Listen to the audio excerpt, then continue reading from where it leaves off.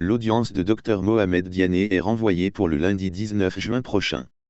Cela, pour permettre à l'agent judiciaire de l'État de consigner dans un document ses répliques à l'exception d'inconstitutionnalité soulevée par le Conseil sénégalais du prévenu. Au sortir de l'audience, Maître Pépé Antoine Lama, agissant au nom de l'agent judiciaire de l'État, s'est attaqué à cette exception en ces termes. La défense de Dr Mohamed Diané, comme à son habitude, vient de jeter à la figure de la Cour de répression des infractions économiques et financières une exception dilatoire qu'elle a dénommée question prioritaire de constitutionnalité. Cette question soumise à débat et à l'appréciation de la juridiction de ce siège est tirée de l'inconstitutionnalité et de l'inconventionnalité de certaines dispositions des ordonnances portant création, organisation et fonctionnement de la Cour de répression des infractions économiques et financières.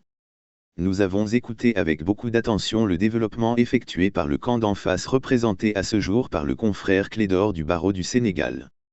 Nous avons donc proposé, comme il l'a fait, de consigner les répliques à ces moyens dans des écritures que nous allons déposer à l'audience du 19 juin 2023. Outre les développements oraux que nous aurons à faire tant sur la recevabilité que sur le bien-fondé de cette requête soumise à l'appréciation de la Cour suprême par la défense de Dr Mohamed Diané.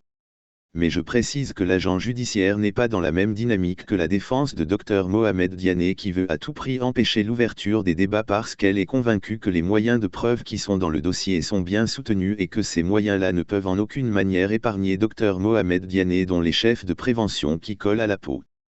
Nous gardons notre sérénité habituelle. Nous allons répondre à l'audience du 19 juin 2023. Nous viendrons faire connaître à la Cour notre position et nous respecterons la décision qui sera prise par la Chambre de jugement de la Cour de répression des infractions économiques et financières. Et nous continuons à faire confiance en la justice guinéenne pour le dénouement judiciaire de cette affaire.